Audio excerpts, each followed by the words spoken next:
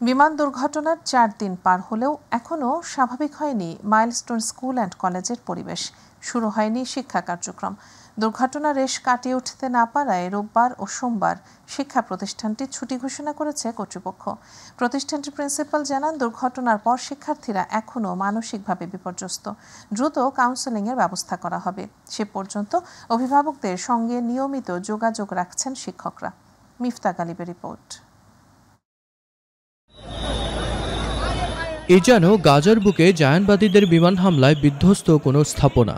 বাতাসে এখনো ভেসে বেড়াচ্ছে লাশের গন্ধ, কাটছে না শঙ্কা। গত 21 জুলাই মাইলস্টোনে মর্মান্তিক বিমান বিধ্বস্তের ঘটনায় মৃতের সংখ্যা বাড়তে থাকায় হতবাক শিক্ষার্থী, অভিভাবক ও সাধারণ মানুষ। আমার নিজের যে ভাই, তার ওই যে বাচ্চা পড়ে স্কুলে, প্লে গ্রুপে পড়তো, সে লাকিলি সেদিন আসেনি বলে সে বেঁচে গেছে। কিন্তু আমরা বা তার পরিবার, আমরা নিজেদেরকেই ক্ষমা করতে পারছি না যে ওর মতো অনেক বাচ্চা কিন্তু মারা গেছে।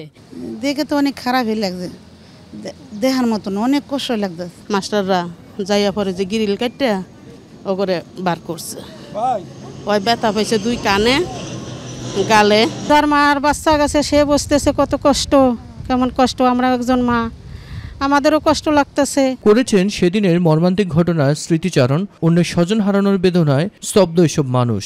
বিমানটা পড়ছে, তারপর পিছে তাকায় দিয়ে অনেক আগুন জ্বলতেছে। তারপর সেইটা দেখে আমি আবার ভয় পেয়ে আমার বাসায় চলে গেছি। মানুষ বেশিরভাগই আমাদের সব এটা কেউ নিতেই পারতেছে না। আসলে হঠাৎ করে কেউ কল্পনাই করে না যে সেদিন এই জিনিসটা হবে। এখানে অনেক স্টুডেন্ট আছে যারা এখনো ট্রমাটাইজড তো হচ্ছে, কারণ নিজের চোখে এত রক্ত, এত হাহাকার, এত চিৎকার, এগুলো দেখে সবাই মর্মান্তিকভাবে।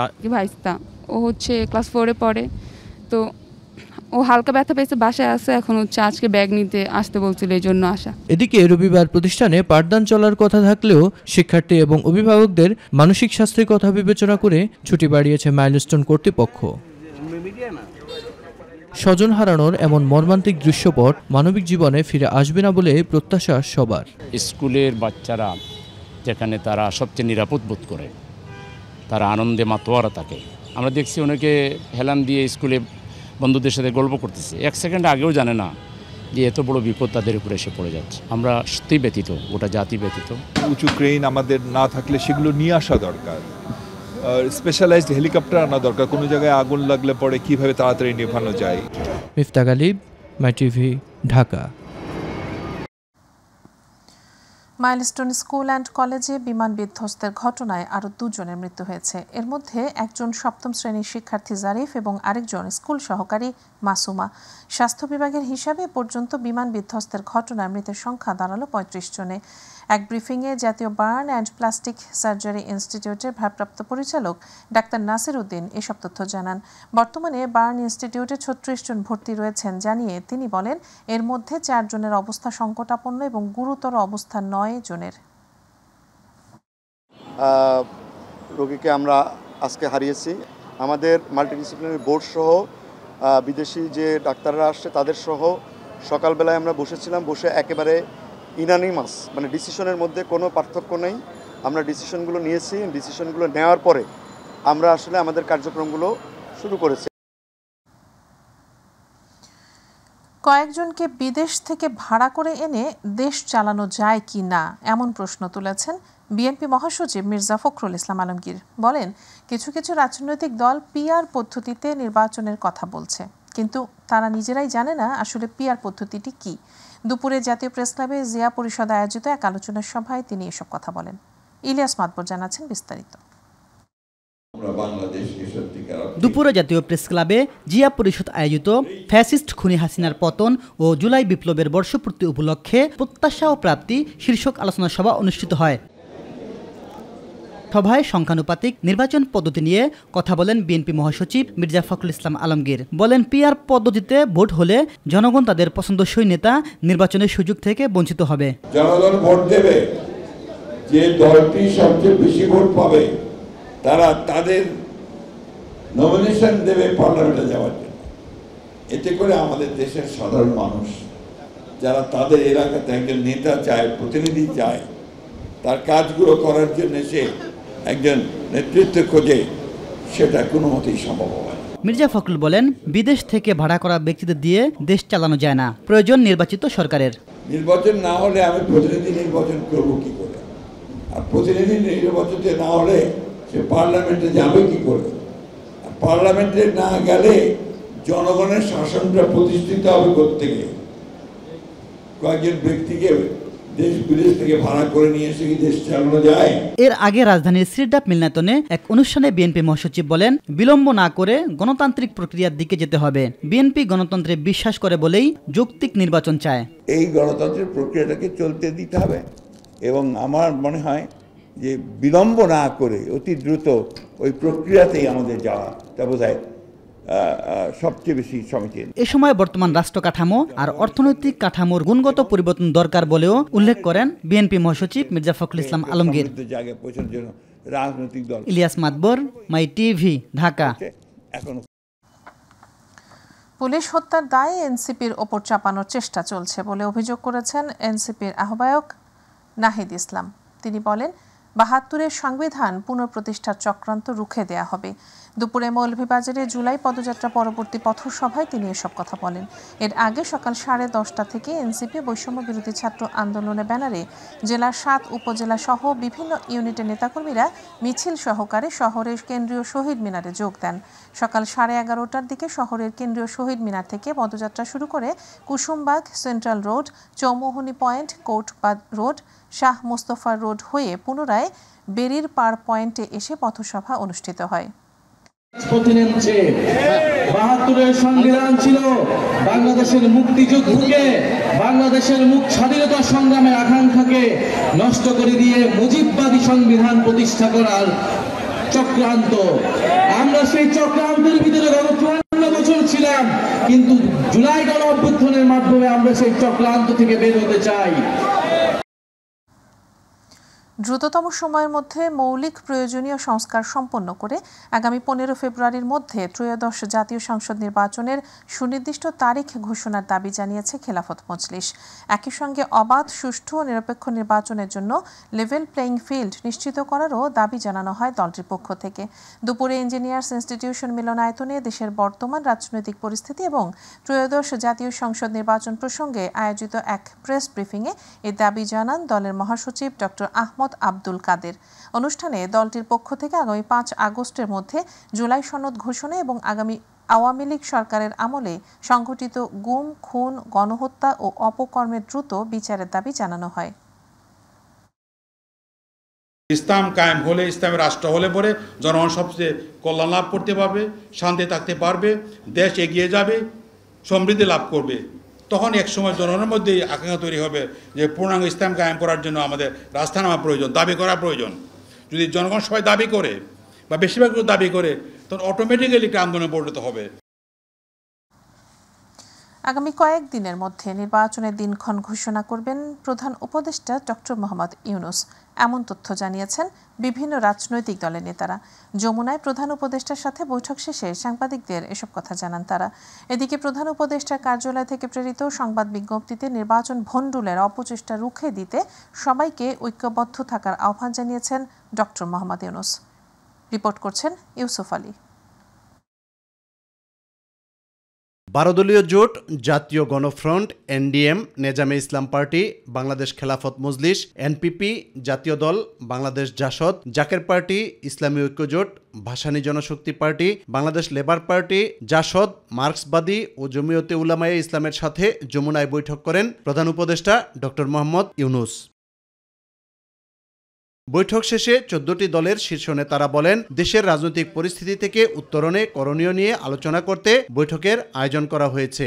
যে সরকারের একমাত্র একজন মুখপাত্র মনোনীত করে সকল নির্বাচন প্রস্তুতি এবং রাজনৈতিক পরিস্থিতি বিষয়ক সরকারের অবস্থান এবং সিদ্ধান্ত নিয়মিত ব্রিফিং যেন করেন, শুধুমাত্র একজন। লেভেল প্লেইং ফিল্ড তৈরি করতে হবে, অবৈধ অস্ত্র উদ্ধার করতে হবে। সংস্কার ততটুকুই করুন যা একটি আপাতত সুষ্ঠু নির্বাচনের জন্য উপযোগী হয়। ফ্যাসিবাদ বিভিন্নভাবে মাথাচাড়া দিয়ে উঠছে, এগুলাকে যদি নিয়ন্ত্রণে রাখতে হয় তাহলে দেশকে নির্বাচনের দিকে এগিয়ে নিয়ে যেতে হবে। আইনশৃঙ্খলা পরিস্থিতি নিয়ন্ত্রণ ও নির্বাচন নিয়ে আলোচনা হয়েছে বলেও জানান তারা।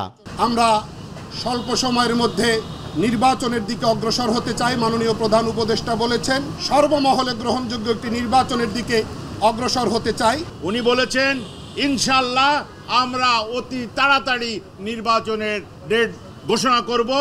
ক্যাটেগরিক্যালি উনি বলেছেন আগামী 4-5 দিনের মধ্যে নির্বাচনের একটা সুনির্দিষ্ট সময় সীমা তারিখ উনি ঘোষণা করবেন। উনি 2-3 দিন বলেছে, ওনারা 4-5 দিন বলছে যে 2-3 দিনের মধ্যে উনি নির্বাচনের একটা সঠিক তারিখ ঘোষণা করবেন জাতির সামনে।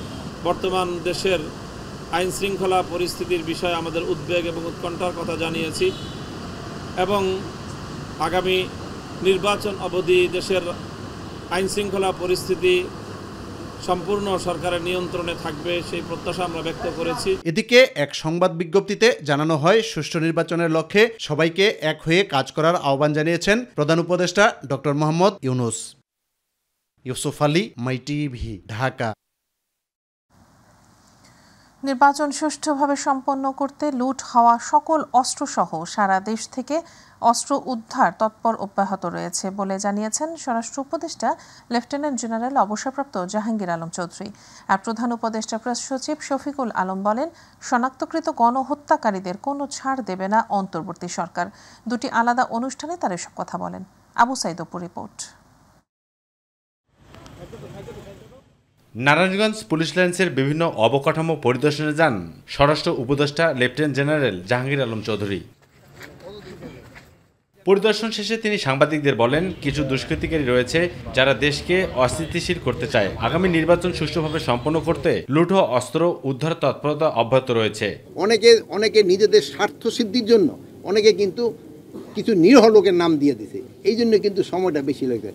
পাশাপাশি জুলাই গণ অভ্যুত্থানে অনেক মামলায় উদ্দেশ্যমূলকভাবে আসামি করায় মামলার তদন্ত কাজ বিলম্বিত হচ্ছে। প্রকৃত নিরপরাধ ব্যক্তি যাতে হয়রানি না হয় সুষ্ঠু তদন্ত সাপেক্ষে অভিযোগপত্র দাখিল করা হবে বলে জানান স্বরাষ্ট্র উপদেষ্টা। একটা হত্যা মামলায় হয়তো 20 জন আসামি হওয়া দরকার ছিল, আপনারা ওখানে 200 আসামি দিয়ে ফেলছেন। এখন এই জন্য ইনভেস্টিগেশনের সময় বেশি লেগে যায়। তা আপনারাই কিন্তু আমাদের সবসময় বলছেন যেন নিরপরাধ ব্যক্তি যেন কোনো অবস্থায় শাস্তির আওতায় না আসে। অপর এক অনুষ্ঠানে যোগ দিয়ে প্রধান উপদেষ্টার প্রেস সচিব শফিকুল আলম বলেন, ফেসিবাদী ও গণহত্যাকারী পলাতক হাসিনার ভাগ্য নির্ধারণ হয়েছিল শহীদ ফারহান ফায়াজের মৃত্যুর মধ্য দিয়ে। পুরো ঢাকা শহরের আন্দোলনটা ট্রান্সফর্ম হয়েছিল ওই একটা ঘটনায়, অন্য কোনো ঘটনা না। ওই একটা ঘটনা পুরো বাংলাদেশের কেন আমি বলবো যে পুরো ঢাকার আন্দোলনকে চেঞ্জ করে দিয়েছে। হাসিনার ভাগ্য ওই দিন নির্ধারিত হয়ে গেছে। তিনি আরো বলেন, গণ অভ্যুত্থানে বিপ্লব অর্জনে যারা নিহত হয়েছেন তারা দেশের সম্পদ। ফারহান ফাইয়াজের হত্যাকাণ্ডের বিচার হবে, অন্তর্বর্তী সরকার শনাক্তকারী খুনিদের কোনো ছাড় দেবে না। বিচার কাজ শুরু, ইনভেস্টিগেশন হচ্ছে। একজন শুটারকে আইডেন্টিফাই করা হয়েছে, আর বাকি যারা শুটার ছিল প্রত্যেককে আমরা আইডেন্টিফাই করার চেষ্টা করেছি। আর যারা এই অ্যাটাক করেছিল ছাত্রলীগ, তারা ব্যান হয়ে গেছে।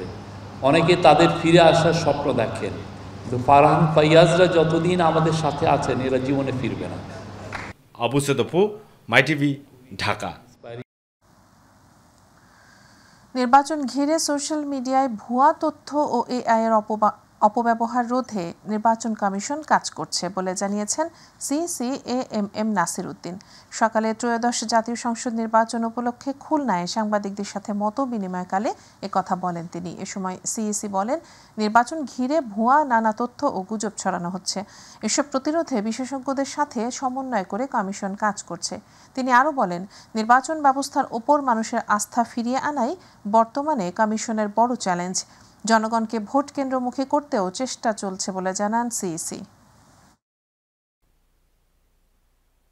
এত মিসইনফরমেশন এবং ডিসইনফরমেশন এর মাধ্যমে সার্কুলেট করে দিয়েছে, এটা অস্ত্রের চাইতেও মারাত্মক। যে সোশ্যাল মিডিয়াতে যে অপপ্রচার হচ্ছে, অপতথ্য এবং ভুল তথ্য দেওয়া হয়, এই ব্যাপারে আপনারা একটু দয়া করে আমাদেরকে সাহায্য করুন, আপনাদের সহায়তা চাই। এবার রক্তাক্ত জুলাই গণ অভ্যুত্থান।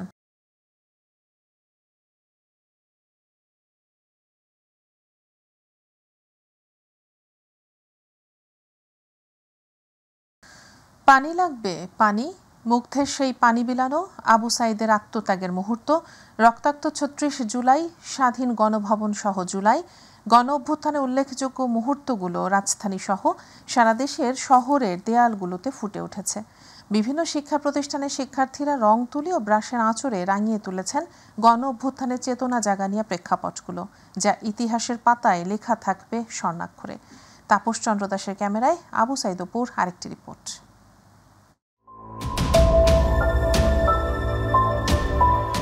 ২৪-এর গণ অভ্যুত্থান, জনরোষের মুখে ৫ আগস্ট ফ্যাসিস্ট সরকারের পতন ঘটলে শেখ হাসিনা দেশ ছেড়ে পালিয়ে আশ্রয় নেন ভারতে। আর এই আন্দোলনের সময় বিপ্লবী ছাত্র জনতা দীর্ঘ ১৬ বছরের ইতিহাসে কথা না বলার বাকস্বাধীনতা ফিরিয়ে পাওয়া সহ ভোটের অধিকার ও গণতন্ত্র পুনরুদ্ধারে আন্দোলন ও ত্যাগের মুহূর্তগুলো হৃদয়ের কালি দিয়ে এঁকেছেন দেয়ালে দেয়ালে। নজরকাড়া গ্রাফিতিগুলো ক্রমেই বেগবান করেছিল ফেসিবাদী ও জুলুমবাজ দীর্ঘ শাসনের অবসান ঘটানোর অন্যতম এক মাধ্যম হিসাবে সাহস জুগিয়েছিল প্রতিটি মানুষের হৃদয়ে। আমাদের এই গ্রাফিতিগুলো দেখে শিক্ষা নেওয়া উচিত যে কিভাবে রাজনৈতিক আমরা চালনা করব। তাদের যে আত্মত্যাগটা আমাদের সবার জন্য দেশের, এইটা আসলে আমাদের ফুটিয়ে তোলা উচিত। সময়ের সাথে সাথে কিছু কিছু গ্রাফিতি মুছে গেছে, আবার নতুন করে সেখানে পড়ছে তুলির আঁচড়। রাজধানীর মেট্রো রেলের প্রতিটি পিলারে পিলারে রং তুলির আঁচড়ে নতুন করে ফুটিয়ে তোলা হচ্ছে বিগত সরকারের ফেসিবাদ শাসন ব্যবস্থার আমলনামা এবং এর বিপরীতে রুখে দাঁড়ানো চিত্র, যা দেখে অনুপ্রেরণা পাচ্ছেন অনেকেই।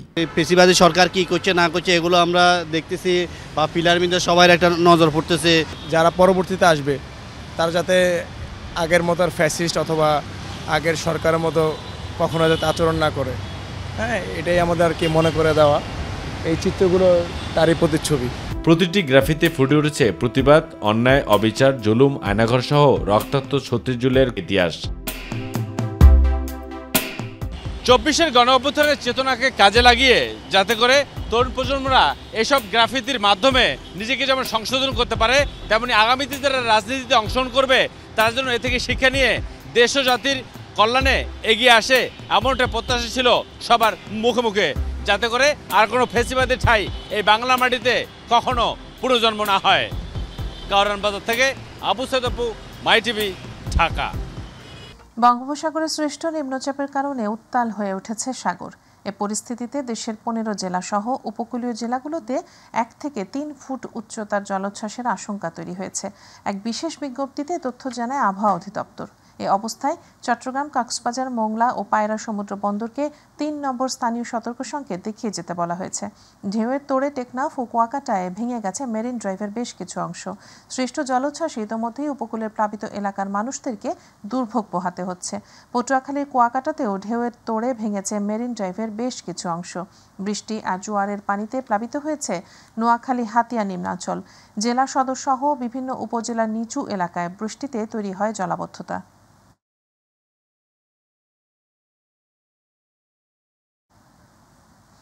ব্রহ্মপুত্রের উজানে চীনের নতুন বাঁধ নির্মাণে বাংলাদেশের জন্য বড় আশঙ্কা না থাকলেও কিছুটা আশঙ্কা থেকে যায় বলে জানিয়েছেন পরিবেশ, বন ও জলবায়ু পরিবর্তন এবং পানি সম্পদ মন্ত্রণালয়ের উপদেষ্টা সৈয়দা রিজওয়ানা হাসান। দুপুরে সাভারের বিরুলিয়ার খাগান এলাকায় এক সেমিনারে যোগ দিয়ে সাংবাদিকদের সাথে আলাপকালে তিনি একথা জানান। উপদেষ্টা আরও বলেন, যখন জলবিদ্যুৎ কেন্দ্রের জন্য বাঁধ দেওয়া হয় তখন পানিকে অন্যদিকে ঘুরিয়ে দেওয়া হয় না, পানি একটি জায়গায় আটকে রেখে ছেড়ে দেওয়া হয়। চীন জানিয়েছে বিদ্যুৎ উৎপাদনের জন্য যতটুকু পানি আটকানোর দরকার ততটুকু আটকিয়ে বাকিটা ছেড়ে দেওয়া হবে, সুতরাং পানি প্রবাহ কমবে না। চীন আমাদেরকে জানিয়েছে যে যেহেতু তারা পানি ডাইভার্ট করবে না, বরং যেইখানে তারা বাদ দিচ্ছে পানি তার নিচেও প্রবাহিত হবে এবং পানি তারা আসলে বিদ্যুৎ করবার জন্য যেটুকুন আর যতটুকুন আটকানো দরকার আটকে বাকিটা ছেড়ে দেবে। সুতরাং এইখানে পানির প্রবাহ কমে আসবে না এবং ভাটির দেশগুলোর তেমন কোনো ক্ষতি হবার আশঙ্কা নেই। এটা চীন আমাদেরকে আনুষ্ঠানিকভাবে জানিয়ে। দেশে ২৪ ঘন্টায় ডেঙ্গু আক্রান্ত হয়ে আরও ৩ জনের মৃত্যু হয়েছে। একই সময় নতুন করে আক্রান্ত হয়ে হাসপাতালে ভর্তি হয়েছেন ৩৩১ জন। স্বাস্থ্য অধিদপ্তরের সংবাদ বিজ্ঞপ্তিতে তথ্য জানানো হয়েছে। বিজ্ঞপ্তিতে আরও বলা হয়, শনিবার সকাল পর্যন্ত গত ২৪ ঘন্টায় ডেঙ্গুতে ৩ জনের মৃত্যু হয়। মৃতরা তিনজনই পুরুষ। নতুন করে আক্রান্ত ৩৩১ জনের মধ্যে ২৫৬ জনই ঢাকার বাইরের। চলতি বছর এখন পর্যন্ত ডেঙ্গুতে মারা গেছেন ৭৩ জন, যাদের মধ্যে ৪০ জন পুরুষ এবং ৩৩ জন নারী। এখন পর্যন্ত মোট আক্রান্ত হয়েছেন 19,120 জন, যার মধ্যে 11,205 জন পুরুষ ও 7,915 জন নারী।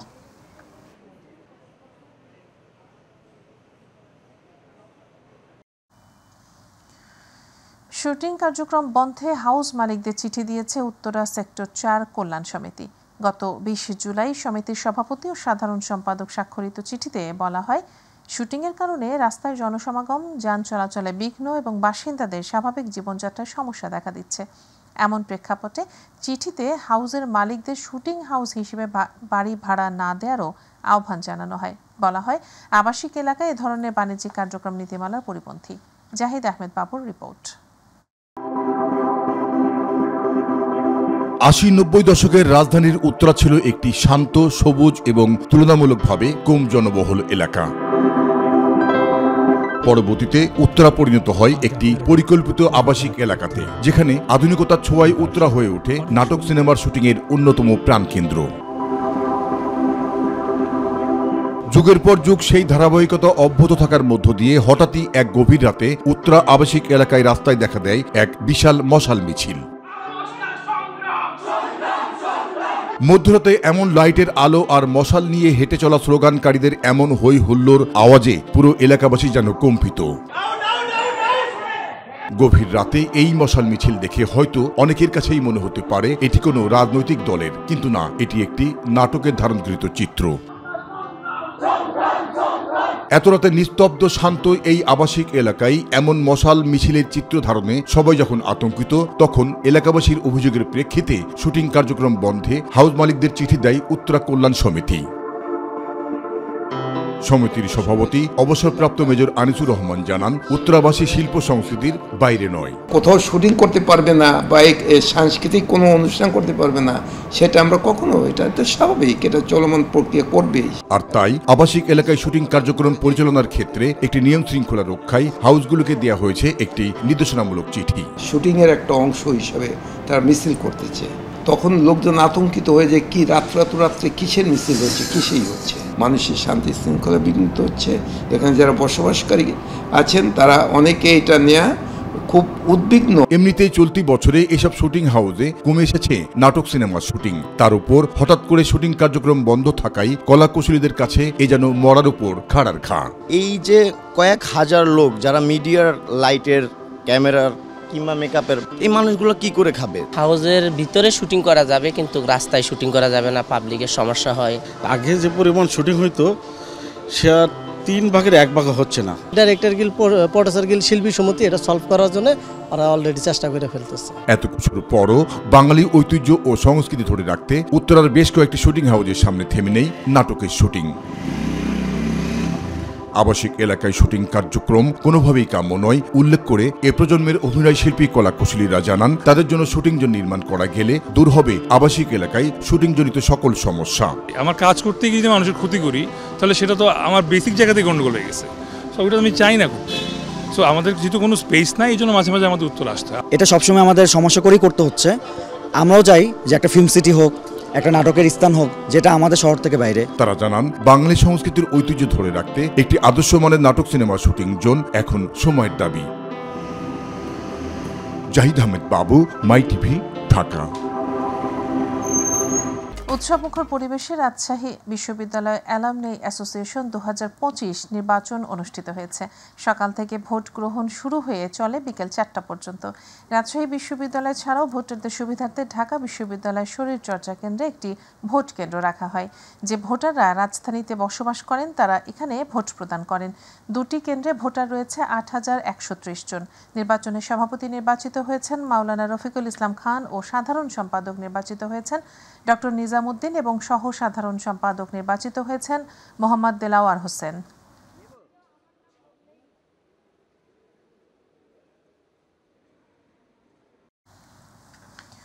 জমকালো আয়োজনের মধ্য দিয়ে আলিফ আতর কোম্পানির এক্সক্লুসিভ শোরুমের উদ্বোধন করা হয়েছে।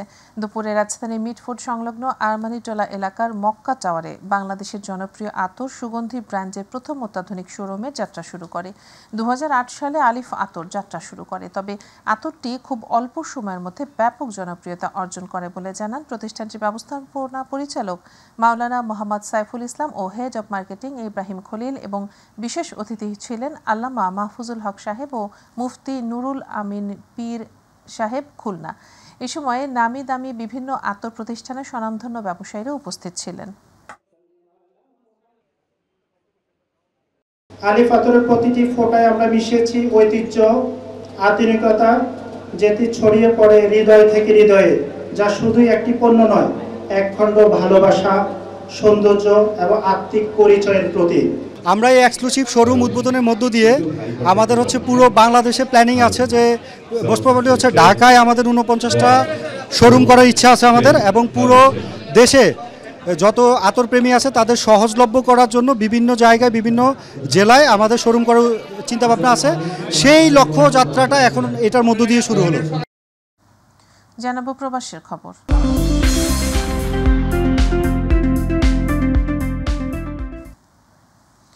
অর্থনৈতিক ও রাজনৈতিক চ্যালেঞ্জ মোকাবেলায় ব্যর্থতার অভিযোগে মালয়েশিয়ার প্রধানমন্ত্রী আনোয়ার ইব্রাহিমের পদত্যাগের দাবিতে বিক্ষোভ করেছেন হাজার হাজার মানুষ। প্রতিনিধি আশরাফুল মামুন জানান, শনিবার রাজধানী কুয়ালালামপুরে দেশটির জাতীয় মসজিদ নেগারার সামনে জড়ো হয়ে হাজার হাজার মানুষকে পদত্যাগ পদত্যাগ আনোয়ারের পদত্যাগ স্লোগান দিতে দেখা গেছে। তাদের বেশিরভাগই কালো কাপড় পরেছিলেন। সেখান থেকে জাগো জাগো জনগণ জাগো স্লোগানে বিক্ষোভকারীদের কুয়ালালামপুরের স্বাধীনতা স্কয়ারের দিকে এগিয়ে যেতে দেখা যায়, যেখানে আনোয়ার ইব্রাহিমের পদত্যাগের দাবিতে একটি বিক্ষোভ সমাবেশ অনুষ্ঠিত হয়। দেশটির বিরোধী দলীয় জোট পেরিকাতান ন্যাশনাল সমর্থিত এ সমাবেশে ক্ল্যাং ভ্যালির বাইরের অঞ্চল থেকেও হাজার হাজার মানুষকে বাসে করে আনা হয়েছে। এতে দেশটির ছোট ছোট কয়েকটি বিরোধী দল ও মালয় ভিত্তিক বিভিন্ন মানবাধিকার গোষ্ঠী অংশ নিয়েছে। মালয়েশিয়ায় বাংলাদেশ খেলাফত মজলিসের দোয়া ও আলোচনা সভা অনুষ্ঠিত হয়েছে। গতকাল কুয়ালালামপুরের বুকিত বিন্তাংয়ের পিঠা ঘরে সভা অনুষ্ঠিত হয়। প্রতিনিধি আশরাফুল মামুন জানান, দোয়া ও আলোচনা সভায় মাওলানা হাবিবুর রহমান কাউসারের সঞ্চালনায় সভাপতিত্ব করেন ইব্রাহিম খলিল। প্রধান অতিথি ছিলেন বাংলাদেশ খেলাফত মজলিসের মহাসচিব মাওলানা জালালউদ্দিন আহমেদ। বিশেষ অতিথি ছিলেন কেন্দ্রীয় কমিটির সাংগঠনিক সম্পাদক মাওলানা ফয়সাল আহমদ। বক্তব্য রাখেন মাওলানা তাকিউল্লাহ, মাওলানা বদরুদ্দোজা, মাওলানা জহিরুল ইসলাম, হাফেজ রাহাত, নির্বাহী হাফেজ এমদাদ, মোহাম্মদ রাসেল খান সহ আরও অনেকে। এ সময় মাওলানা তকিউল্লাহকে সভাপতি ও মাওলানা হাবিবুর রহমান কাউসারকে সাধারণ সম্পাদক করে 31 সদস্য বিশিষ্ট মালয়েশিয়াস্থ বাংলাদেশ খেলাফত মজলিসের কমিটি ঘোষণা করেন দলের মহাসচিব মাওলানা জালালউদ্দিন আহমদ।